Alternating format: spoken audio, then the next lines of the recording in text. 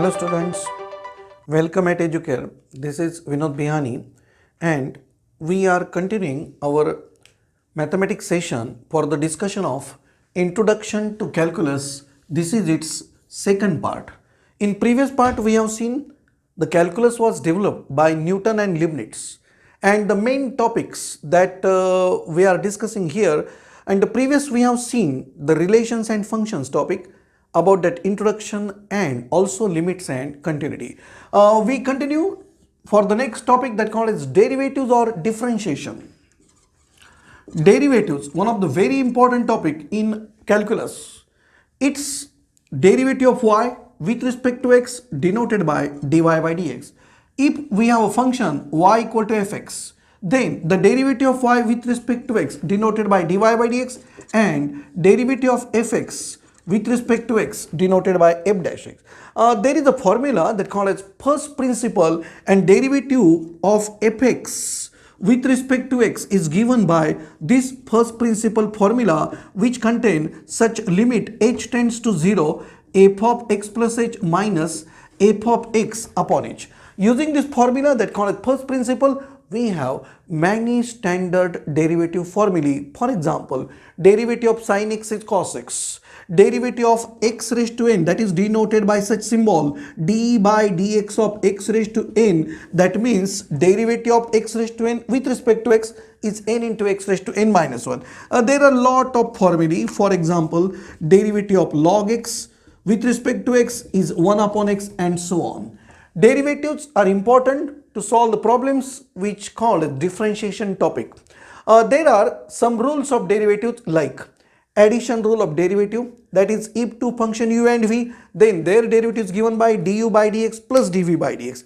Similarly, there are some other rules of derivatives like subtraction rule of derivative, product rule of derivative, and division rule of derivative. Division rule of derivative also called as quotient rule of derivative. Then the next, it is called applications of derivatives. In applications of derivatives, as the name indicate, the uses of derivatives are there. There are geometrical applications which contain the slope of tangent and slope of normal to find out for the given curve how the tangent and normal their slope. Then there is a physical or mechanical application related to displacement, velocity and acceleration. If s is displacement, then its velocity is given by ds by dt, acceleration is given by rate of change of velocity means dv by dt, and s is if displacement, that we have such relation. Further applications of derivatives are to find the maximum and minimum value of given function, increasing and decreasing functions, error calculations, approximate value. All these are applications of derivatives. Next, it is called integration, which is of two types, indefinite integral and definite integral. Integrations, they are also called as antiderivative because that formulae are opposite. For example, we know derivative of sin x with respect to x is cos x. Therefore, integration of cos x with respect to x is given by sin x plus c, where c is called constant of integration. Few more formulae, integration e raised to x dx is e raised to x plus c. There are lot of formulae in integration. Few more formula, integration a raised to x dx is a raised to x upon log a plus c. There are many formulae in integration, and then the next called definite integral. Definite integral has the limits, and that limits called upper limit and lower limit.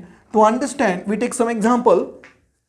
For example, if integration fx dx is suppose given by gx plus c, and then if you take definite integral a to b fx dx, then it will be g of x from lower limit a to upper limit b. It's definite integral property which is given by further put upper limit, put lower limit for x, and then g of b minus g of a. For example, if you find integration of x square with respect to x, and that suppose limit 1 to 2, then integration x square that will come from formula integration x raised to n dx, and that formula is something like this. Then here it will be using that formula x cube by 3 from 1 to 2, put upper limit, put lower limit, something like this. Then we are getting this 8 by 3 minus 1 by 3, which is 7 by 3.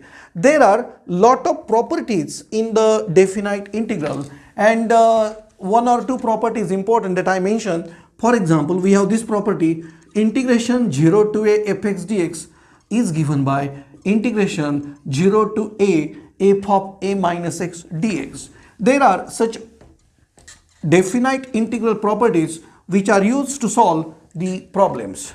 Then applications of definite integral, they are for finding the area under the curve and volume of solid of revolution. Next, differential equations. What are differential equations? They are the equations containing derivative terms. For example, we have such equation dy by dx plus sin x equal to 0. This is called differential equation. There are important topic in differential equation like order and degree of differential equation. To form the differential equation means formation of differential equation and solution of differential equation. There are applications of differential equation that are related to growth and decay. Do you know growth means that increase in volume? For example, population of a city, for example, number of bacteria that increase in the given culture, and decay means decrease. For example, the amount of radioactive substance that decreases in the given time interval as it emits alpha, beta, gamma rays.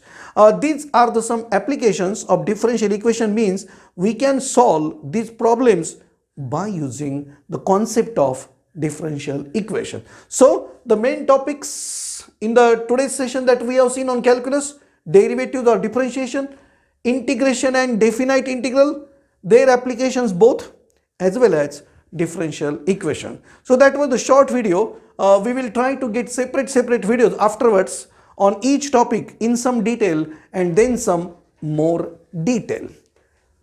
You share this video with your friends if you like this introduction, and also subscribe to our channel. Thanks.